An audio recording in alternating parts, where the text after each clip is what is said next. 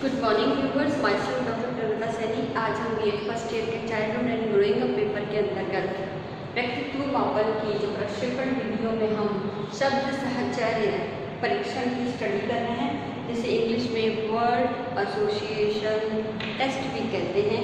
ये इस वीडियो का सेकेंड पार्ट है। इसकी फर्स्ट वीडियो के अंदर हमने गार्टन ने जब सबसे पहले इस विधि का प्रयोग किया उसके बारे में हमने स्टडी की। अब इसी गार्टन महोदय के द्वारा जब इस विधि को विकसित किया गया तो आगे चलकर कई और जो मनोवैज्ञानिक हैं, विद्वानों ने भी इस प्रकार के वर्ड एसोसिएशन के माध्यम से टेस्ट करके व्यक्तित्व के गुण और विशेषताओं का पता लगाने का प्रयास किया। कई लोगों ने किया, जिसमें एक व्यक्ति है, मैं इसे दो पार्ट में आपको एक्सप्लेन करने का प्रयास करूँगी। तो सबसे पहले जो थे वो यूंग। तो यूंग महोदय ने भी इस वर्ड एसोसिएशन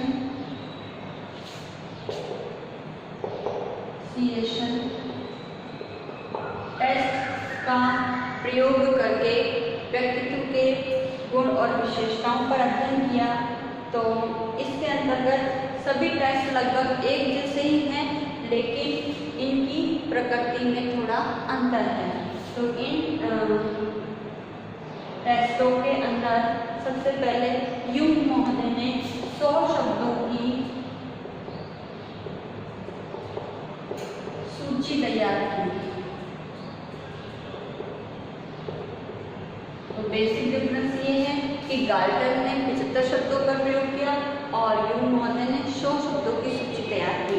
और इस टेस्ट का जो उद्देश्य है वो उद्देश्य ये था कि जो व्यक्ति है उसकी संवेगात्मक ग्रंथियों का पता लगाना। व्यक्ति की संवेगात्मक ग्रंथियों का पता लगाने के लिए जो है यूंग महोदय ने इस WAT का यूज किया। अब इसके अंतर्गत प्रतिक्रिया काल और प्रतिक्रिया शब्दों का प्रयोग किया जाता है। अब प्रतिक्रिया काल, एक शब्द आता है प्रतिक्रिया काल और दूसरा शब्द आता है प्रतिक्रिया शब्द।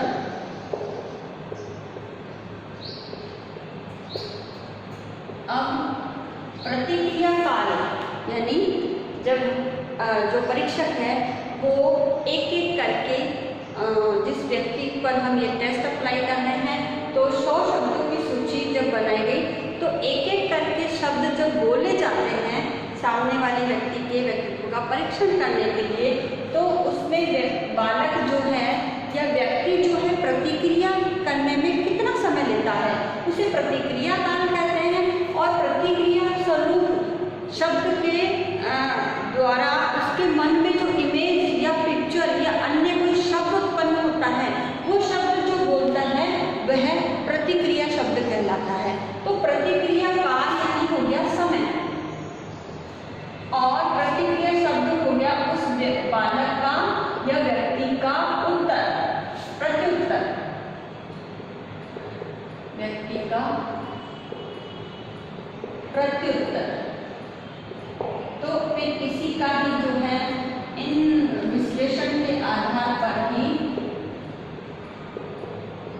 और व्याख्या करके जो है किसी भी व्यक्ति या बालक के व्यक्तित्व का पता लगाया जा सकता है। अब यूंग महोदय ने जो प्रतिक्रिया शब्द है, ये प्रतिक्रिया शब्द यूंग ने प्रतिक्रिया शब्दों को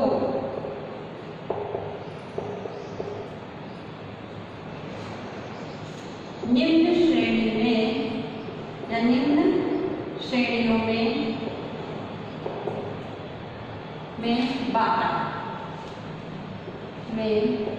बांटा। क्योंकि बालक या व्यक्ति है वो हम जो शब्द बोलेंगे उसकी प्रतिक्रिया स्वरूप को शब्द बोलेगा। अब ये जो शब्द बोलेगा, अब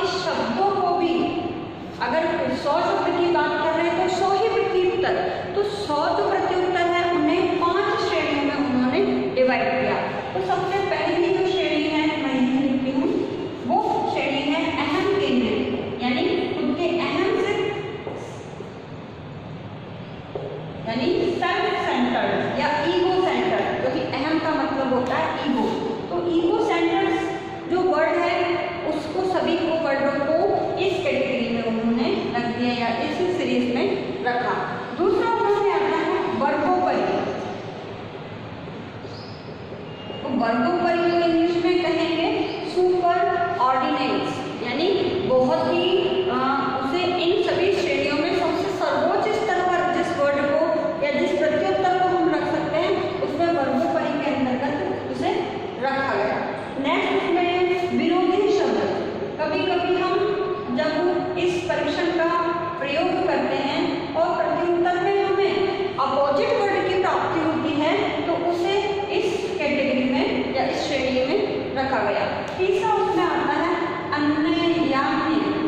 अन्वयाम्य मीन्स मैसेबुलस, यानी बहुत डिफरेंट टाइप्स के वर्ड्स जिसकी कोई एक पर्टिकुलर कैटेगरी हम नहीं डिसाइड कर सकते, उन सबको इस कैटेगरी में डाल दिया। और एट द लास्ट था वो था हमारा स्पीच हैबिट। स्पीच हैबिट, तो स्पीच हैबिट्स के द्वारा हम जो भी शब्द प्रत्युत्तर के रूप में बालक को जो बोल देता है हम उसे इस श्रेणी में रखेंगे। तो इन श्रेणियों के आधार पर रख करके जो युंग महोदय हैं उन्होंने बालक के प्रत्युत्तरों का विश्लेषण किया और ये विश्लेषण और व्याख्या जो थेमेटिक एप्रिसिएशन टेस्ट है उसी के द्वारा, उसी के जैसा है, उसी के आधार पर हम इसमें निष्कर्ष या जो भी है निष्कर्ष निकाल सकते हैं कि व्यक्ति के व्यक्तित्व में कौन कौन से गुण होंगे। अब आगे चलकर ये सेकंड नंबर का इस वर्ड एसोसिएशन टेस्ट का गार्टन के बाद इस प्रकार से इन्होंने कैटेगरी की। नेक्स्ट इस युंग महोदय की विधि का फिर संशोधन किया गया। युंग की WAT का संशोधन हुआ।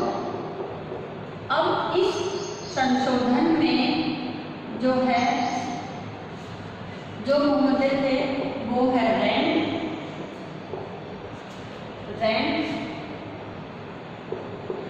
रोसानो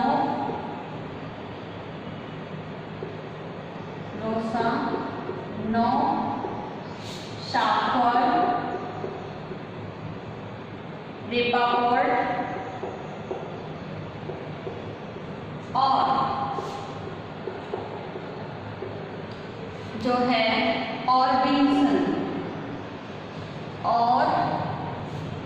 विल्सन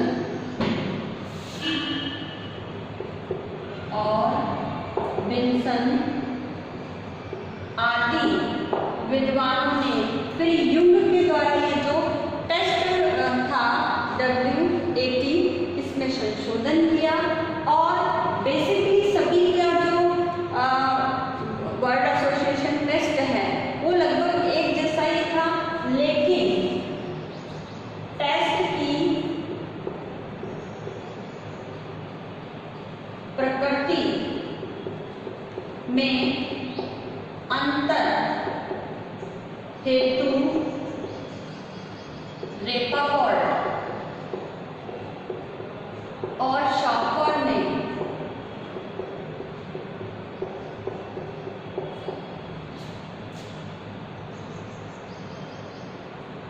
प्रयुक्त जो विधि अपनाई उस विधि में बेसिकली जो डिफरेंस था वो टेस्ट की इस नेचर को लेकर के था। तो इस नेचर के आधार पर जो WAT का यूज इस रेपापोर्ट और शाफर ने किया तो उन्होंने क्या करा, इसका जो परीक्षण था वो गार्टन के जैसा ही था। तो गार्टन ने जो परीक्षण लिया उसमें 75 शब्द थे और इन दोनों महोदय ने 60 शब्दों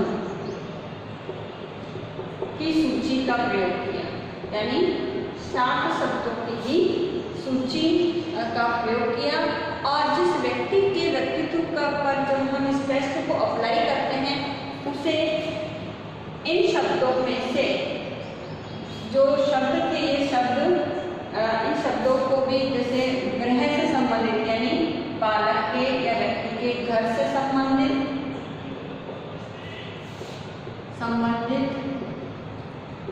लिंग से संबंधित यानी जेंडर से रिलेटेड कुछ शब्द और स्वभाव आदि से संबंधित 60 शब्दों की सूची उन्होंने बनाई। और जो परीक्षण है, तो परीक्षण में लगा समय भी उन्होंने नोट किया गया कि बालक या व्यक्ति जो है कितना समय ले रहा है, इस समय को भी उन्होंने नोट किया। और उसके पश्चात जो है इन परीक्षण द्वारा ये कहा गया कि हम आपको एक एक शब्द बोलेंगे और आपको उसकी प्रतिक्रिया के रूप में जो भी शब्द आपके दिमाग में आ रहा है, आप उस शब्द को हमें बताइए। जैसे जो भी प्रश्न रूप में, या हम कह सकते हैं कि परीक्षक द्वारा बोला गया शब्द, जो कि जो रेस्पॉन्सेस था या जो व्यक्ति था वो उसके लिए एक से प्रश्न रूप ही था जिसका उत्तर उन्हें देना था। तो परीक्षक द्वारा बोला गया शब्द, तो परीक्षक ने जो शब्द बोला वो शब्द को इन महोदयों ने उद्दीपन शब्द की संज्ञा दी। यानी ये क्या है, हमारा स्टिमुलस वर्ड है जो बालक को प्रतिक्रिया करने के लिए प्रेरित करता है। और जो परीक्षार्थी ने जो शब्द प्रत्युत्तर में दिया, यानी परीक्षार्थी का प्रत्युत्तर, परीक्षार्थी के प्रत्युत्तर को उन्होंने प्रतिक्रिया शब्द की संज्ञा दी। प्रतिक्रिया शब्द यानी रेस्पॉन्स वर्ड। तो इस प्रकार उन्होंने अपने इस टेस्ट को इस बालक पर अप्लाई किया और अप्लाई करने के पश्चात जब बालक ने जो भी रेस्पॉन्सेस वर्ड बोले, इस रेस्पॉन्सेस वर्ड को उन्होंने 5 श्रेणियों में विभाजित किया। अब 5 श्रेणियों में उसमें सबसे पहली श्रेणी थी समीपस्थ प्रतिक्रिया। समीपस्थ प्रतिक्रिया यानी बिल्कुल क्लोज। समीपस्थ का मतलब है क्लोज रेस्पॉन्स, यानी जो शब्द बालक जो परीक्षक के द्वारा बोला गया, जैसे बोला गया प्यार। अब प्यार के समीपस्थ पहला शब्द प्रत्युत्तर के रूप में परीक्षार्थी ने बोला माँ, तो ये बिल्कुल क्लोज है। तो इस प्रकार से इसे इस श्रेणी में रखा गया। नेक्स्ट जो उन्होंने वर्ड बोला, जो कैटेगरी डिसाइड की, वो था दूरस्थ प्रतिक्रिया। यानी जो प्रत्युत्तर हमें प्राप्त हो रहा है वो उस वर्ड से काफी डिस्टेंस रखता है आंसर्स के रूप में, तो उसे इस कैटेगरी में उन्होंने रखा। थर्ड था विषय विश्लेषण यानी कंटेंट एनालिसिस, विषय विश्लेषण, तो जिसमें उस वर्ड का सब्जेक्टिव फॉर्म में कंटेंट के रूप में एनालिसिस से संबंधित वर्ड्स प्रत्युत्तर के रूप में बोला, उसे इस कैटेगरी में रखा गया। और नेक्स्ट था पुनरुत्पादन वेदना। पुनरुत्पादन वेदना यानी जो है प्रोडक्टिव डिस्टर्बेंस। वेदना यानी डिस्टर्बेंस जो उसके अंदर होती है, उस शब्द को देख करके, जो शब्द परीक्षक के द्वारा बोला गया और उस परीक्षक द्वारा बोले गए शब्द के आधार पर उसे कुछ डिस्टर्बेंस महसूस होती है, तो उससे रिलेटेड जो वर्ड्स थे उन्हें इस कैटेगरी में रखा गया। और एट द लास्ट था परंपरागत ग्रंथियां। परंपरागत ग्रंथियां यानी ऐसा वर्ड जो परीक्षक के द्वारा बोला गया जिसमें ट्रेडिशनल रूप से कुछ कॉम्प्लेक्स इंडिकेट होते हैं, उन्हें इस कैटेगरी में रखा गया, जो कि परीक्षार्थी द्वारा रेस्पॉन्स के रूप में वर्ड्स बोले गए। तो इस प्रकार जो है शाफर और रेपाफोर्ट के द्वारा इस जो परीक्षण है हमारा WAT, इसका यूज किया गया और इसको भी सेम एग्जीक्यूट करने की, प्रशासन करने की विधि तो सेम ही है, लेकिन इसमें कैटेगराइजेशन हर महोदय ने अपने अपने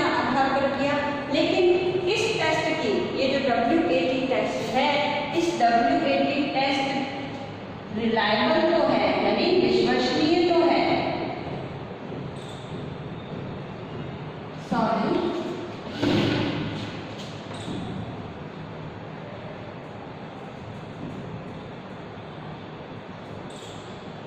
विश्वसनीय है, लेकिन वैधता संतोषजनक नहीं। ये जो टेस्ट है वो रिलायबल तो है लेकिन संतोषजनक नहीं। तो इस प्रकार से हम ये कह सकते हैं कि इसमें वैधता के सिर्फ कुछ ही चिन्ह दिखाई देते हैं, क्योंकि बार बार जब हम किसी चीज़ का प्रयोग करेंगे तो जरूरी नहीं वही हो। वैधता के संदर्भ में कंटेंट से रिलेटेड है, हमारे फेस वैलिडिटी से रिलेटेड है, जो डिफरेंट टाइप्स की वैलिडिटी होती है। हम अगर उस कैटेगरी से इस टेस्ट को मेजर करते हैं तो इनमें डिफरेंस होता है, इसलिए हम उसे संतोषजनक सेटिस्फाई नहीं मान सकते। लेकिन ये टेस्ट व्यक्तित्व मापन के लिए कुछ पर्याप्त मात्रा में विश्वसनीय कहा जा सकता है। तो इस प्रकार ये जो परीक्षण है WAT ये विश्वसनीय तो है लेकिन वैध नहीं कहा जा सकता। तो आज के वीडियो में हमने इस WAT के सेकंड पार्ट में युंग के द्वारा बताए गए जो हमारा WAT टेस्ट है उस टेस्ट के बारे में स्टडी की। और अब नेक्स्ट वीडियो में हम जो है वाक्य पूर्ति परीक्षण की स्टडी करेंगे। ये भी अपने आप में एक तरह से प्रोजेक्टिव विधि ही है, जिसके माध्यम से हम व्यक्ति के व्यक्तित्व और उसके गुणों की जो है विशेषताओं का पता लगा सकते हैं। अब मैं थोड़ा रब कर देती हूँ इससे पहले।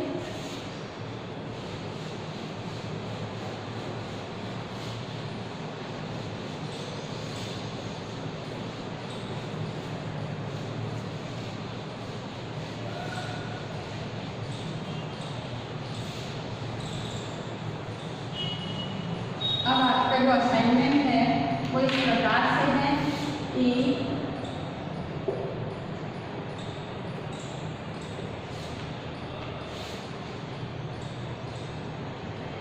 इस असाइनमेंट में हम आपको एक क्वेश्चन देते हैं और इस क्वेश्चन के आधार पर के वर्ड एसोसिएशन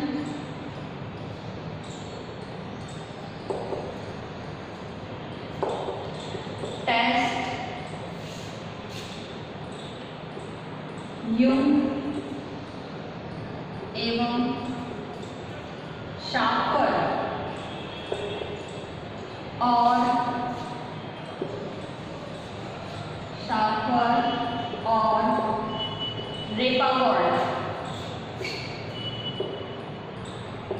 रेपाफोर्ड द्वारा बताई गई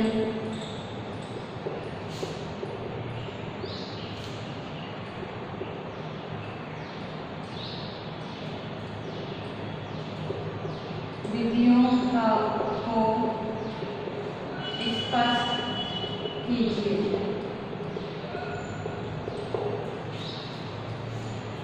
तो आपको इस प्रश्न में उत्तर लिखना है।